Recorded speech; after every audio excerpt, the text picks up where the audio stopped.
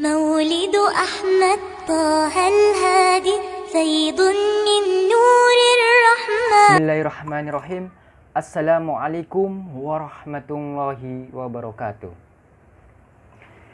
Alhamdulillahi rabbil alamin. Wassalatu wassalamu ala asyrafil anbiya'i wal mursalin sayyidina wa maulana Muhammad wa ala alihi wassahbihi ajma'in, amma ba'd. Baiklah, pada kesempatan kali ini saya akan mempresentasikan hasil makalah saya tentang tahapan sholat. Jadi yang saya ambil ini dari video yang saya simak, yaitu video Ustadz Abdul Somad. Langsung saja. Takbiratul ihram. Salat menurut mazhab Syafi'i, muqarana yuqarinu muqarranah, yang berarti sejalan antara takbir dengan niat. Allahu Akbar, qasad, ta'araf, ta'yid. Nah, misalnya niat salat asar, usolli fardan asri arba'a rakaatain muskil bikilati adaan makmuman lillahi ta'ala. Allahu Akbar. Jadi menurut mazhab Syafi'i, takbiratul ihram diucapkan secara lengkap pada kalimat Allahu Akbar. Sedangkan Hanafi, Hambali, Maliki niatnya beberapa saat sebelum takbiratul ihram. Pada dasarnya, negara Saudi Arabia niat takbirnya pendek, karena mereka menggunakan mazhab Hambali. Maka niatnya beberapa saat sebelum takbiratul ihram. Jadi apabila berniat di dalam takbiratul ihram, hukumnya sah. Dan yang berniat sebelum takbiratul ihram, hukumnya juga sah. Innamal a'malu binniyat. Artinya sesungguhnya sahnya amalan itu tergantung dengan niatan. Dan setiap orang sesuai dengan apa yang diniatkan. Hadis riwayat Bukhari dan Muslim. Selanjutnya, melafalkan niat. Melafalkan niat. At-tala husbul niat. Letak niat itu berada dalam hati atau keyakinan. Menurut mazhab Syafi'i, bagi orang yang merasa was-was pada saat melafalkan niat, maka hukumnya mustahab. Oleh karena itu, ketika merasa was-was saat melafalkan niat, maka untuk menguatkan hatinya adalah melafazkan niat dengan cara tenang. Contoh, sholat asar. Usolli fardun asri arba'a rakaatin mustaqbilal kiblati makmuman lillahi ta'ala. Setelah kuat, lafazkan Allahu Akbar. Sedangkan menurut mazhab Maliki, at-tala husbul niat laisa bimasyru'. Melafalkan niat tidak diisyaratkan. Menurut mazhab Hanafi, at-tala husbul niat bid'atun. Melafazkan niat hukumnya bid'ah. Jadi yang melafazkan niat sah dan yang tidak melafazkan niat juga sah. Sebagaimana sabda Rasulullah SAW yang diriwayatkan dari Umar bin Khattab, artinya sesungguhnya amal-amal itu hanya dengan niat. Seseorang akan mendapatkan sesuai dengan niatnya. Selanjutnya, doa iftitah. Pada doa iftitah, ketika ada yang membaca iftitah Allahu Akbar kabira, maka hukumnya sah. Dan yang membaca iftitah Allahumma ba'id, maka hukumnya juga sah. Berikut riwayat oleh Ibnu Umar ketika beliau salat bersama Nabi, bersama para sahabat lainnya. Ada seseorang yang membaca doa iftitah. Allahu Akbar kabira walhamdulillahi katsira wa subhanallahi bukratan wa asila.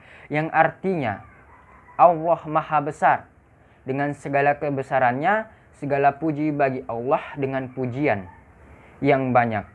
Maha suci Allah, baik di waktu pagi dan petang.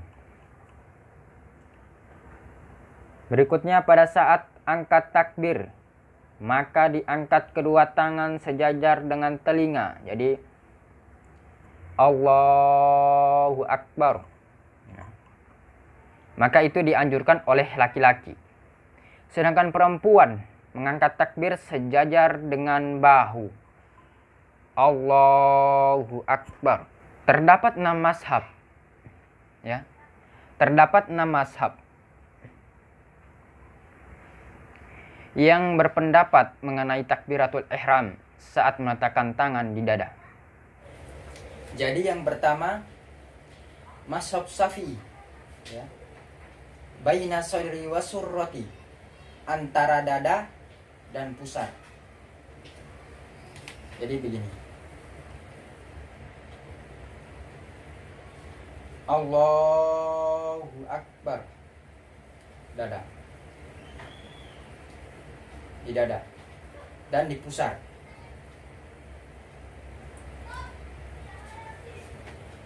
Kemudian mazhab Maliki ala surrati, tepatnya di atas pusar. Jadi begini. Allahu Akbar, di atas pusar.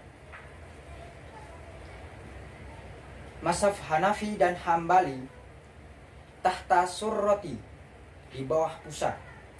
Allahu Akbar, ya, di bawah pusar. Kemudian mazhab Syafi'i versi 2, ala qalbi, di atas jantung. Jadi Allahu Akbar, di atas jantung. Sifat sholat Nabi, ya, diletakkan kedua tangan di atas dada. Allahu Akbar, di atas dada.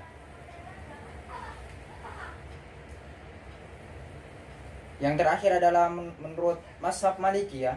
Mazhab Maliki juga kedua tangan dilepas dan tidak bersedekap, itu termasuk mazhab Maliki, ya. Seperti ini. Allahu Akbar. Selanjutnya, bagaimana cara kita untuk meletakkan tangan kanan di atas lengan kiri? Terdapat 3 versi. Yang pertama, letakkan tangan kanan di tengah pangkal lengan kiri. Jadi begini. Allahu Akbar. Begini. Dan versi yang kedua, digenggamkan pada pergelangan tangan. Allahu Akbar. Selanjutnya versi 3, ditempelkan di atas punggung tangan kiri. Allahu Akbar. Berikutnya, membaca basmalah pada Al-Fatihah. Menurut mazhab Syafi'i, bahwa membaca basmalah saat sebelum membaca Al-Fatihah disunnahkan. Maka bismillahnya dibaca zahar atau keras. Dari Abu Hurairah radhiyallahu anhu berkata bahwa Rasulullah SAW bersabda, jika kalian ingin membaca surat Al-Fatihah, maka bacalah basmalah. Sesungguhnya basmalah itu salah satu dari ayat surat Al-Fatihah. Hadis riwayat Ad-Daruqutni. Menurut mazhab Hambali dan Hanafi bahwa membaca basmalah pada surat Al-Fatihah disunahkan. maka bismillahnya dibaca syir atau pelan. Dari Anas bin Malik radhiyallahu anhu berkata, saya sholat di belakang Rasulullah SAW, Abu Bakar, Umar, dan Utsman. Saya tidak mendengar satupun dari mereka membaca Bismillahirrahmanirrahim. Hadis riwayat Muslim. Menurut mazhab Maliki, tidak membaca basmalah. Jadi sebelum membaca Al-Fatihah ataupun sebelum membaca surat, maka tidak membaca bismillah. Dari Anas bin Malik radhiyallahu anhu berkata bahwa Rasulullah SAW, Abu Bakar, Umar, Utsman, dan Ali memulai sholatnya dengan Alhamdulillahirrabbilalamin. Jadi langsung Alhamdulillahirrabbilalamin. Jadi ketika kita menjadi imam, maka jangan menimbulkan kontroversial yang dimana harus mengikuti mazhabnya. Misalkan di negara Indonesia, apabila kita menjadi imam, maka kita harus mengikuti atau menggunakan mazhab Syafi'i. Karena di negara Indonesia menggunakan mazhab Syafi'i. Selanjutnya membaca ta'awuz. Membaca ayat dianjurkan ta'awuz. Idza qara'tal Qur'an fa'tabi'illah. Kalau engkau baca Al-Qur'an, kalau engkau baca Quran, maka mintalah perlindungan kepada Allah. Ta'awuz terdiri dari dua macam. Yang pertama, A'udzubillahi minasyaitonirrajim. Yang kedua, Na'udzubillahi samiin alim minasyaitonirrajim. Menurut mazhab Syafi'i, ta'awuz dibaca terus setiap membaca ayat. Sedangkan mazhab Hanafi, Hambali, Maliki membaca ta'awuz hanya pada rakaat pertama saja. Ketika sebelum membaca ayat, menurut mazhab Syafi'i, dipangkal ayat ataupun dipangkal surah, ya, dipangkal ayat, maka membaca basmalah. Sedangkan menurut mazhab Hanafi, Hambali, Maliki tidak membaca basmalah karena basmalah tidak dianggap dari surat, tapi hanya sebagai pemisah antara Al-Fatihah dengan surat. Kemudian ketika kita menjadi imam, misalkan pendekkanlah suratnya dikarenakan di belakang ada orang sakit atau hamil, ada orang tua yang tidak sanggup berdiri, maka janganlah panjangkan suratnya. Selanjutnya ruku dan iktidal. Menurut mazhab Syafi'i, Maliki, Hambali, pada ruku mengangkat tangan terdapat 4 posisi. Yang pertama pada takbiratul ihram, yang kedua sebelum ruku, yang ketiga iktidal, yang keempat bangun dari tasyahud awal. Sedangkan menurut mazhab Hanafi, mengangkat tangan hanya sekali, yaitu pada yang pertama takbir mengangkat tangan, yang kedua sebelum ruku tidak mengangkat tangan, yang ketiga sesudah ruku atau iktidal tidak mengangkat tangan. Tata cara ruku. Nah, jadi tata cara ruku yang pertama, meluruskan punggung dan lehernya sekira keduanya seperti satu papan yang lurus. Gini.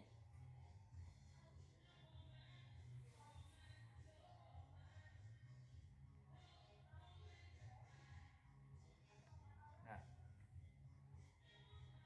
Yang kedua, selain itu kedua betis harus ditegakkan dan memegangi kedua lutut dengan kedua tangannya. Jadi begini.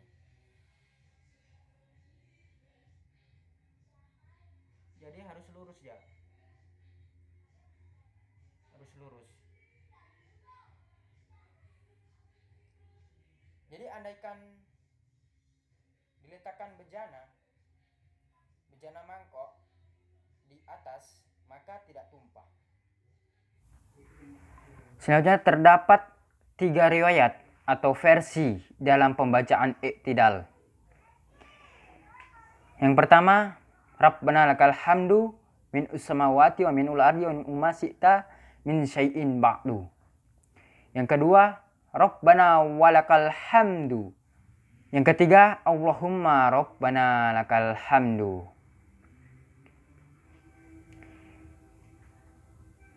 Selanjutnya sujud. Ketika sujud, tangan diangkat, maka dari itu sujud saja i'tikaf.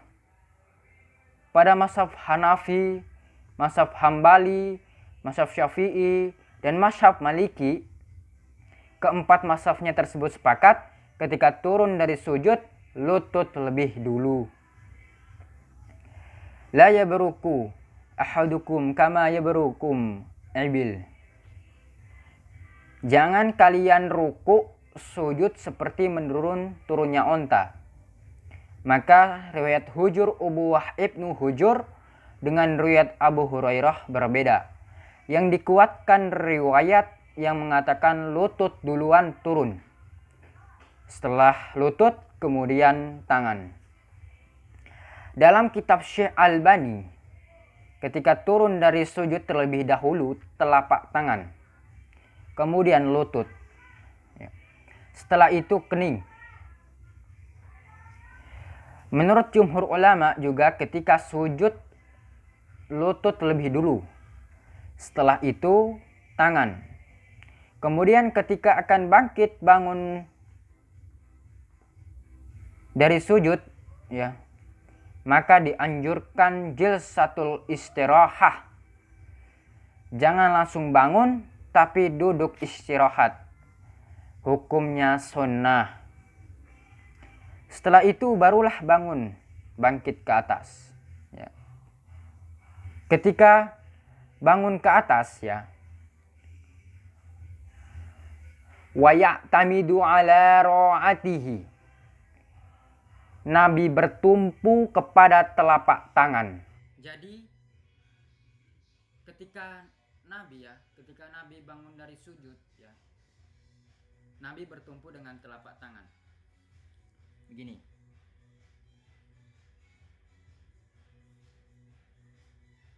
Setelah sujud,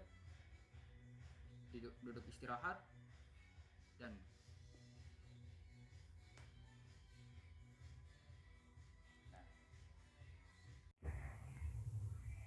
andaikan ketika setelah sujud tidak memakai duduk istirahat atau jilsatul istirahah, maka diperbolehkan karena Nabi Muhammad SAW juga pernah melakukannya ketika masih muda. Selanjutnya tasyahud. Menurut mazhab Syafi'i bahwa ketika tasyahud pada 3 jari, 3 jari ditekuk, jari tengah, jari manis, jari kelingking. Jadi pada mazhab Syafi'i ibu jarinya diangkat pada saat mengucapkan lafaz Allah. Asyhadu an la ilaha illallah. Diangkat ibu jari sampai salam. Sedangkan menurut mazhab Hanafi bahwa ketika tasyahud maka ibu jari angkat sekali, turun sekali. Asyhadu an la ilaha illallah. Nafi angkat, isban turun. Menurut mazhab Hambali bahwa ibu jari diangkat setiap ketemu lafaz Allah. Menurut mazhab Maliki bahwa ibu jari bergerak dari awal sampai akhir. La tajawaz basaru isba'ahu. Ketika sholat mata melihat ujung tempat sujud. Tetapi ketika tasyahud maka ujung mata tidak boleh lebih dari ujung telunjuk. Jadi yang dilihat itu pada ujung telunjuk. Setelah mengucapkan tasyahud akhir, Apabila tidak sekedar cukup, maka ditambahkan hadis riwayat Muslim. 4 permohonan. Allahumma inni a'udzubika min azabil qabri wa min azabil jahannam wa min fitnatil mahya wal mamat wa min syarri fitnatil masiihid dajjal. Ketika salam, gerak lehernya harus sempurna. Nah, sekian dari presentasi saya. Syukron. Wassalamualaikum warahmatullahi wabarakatuh.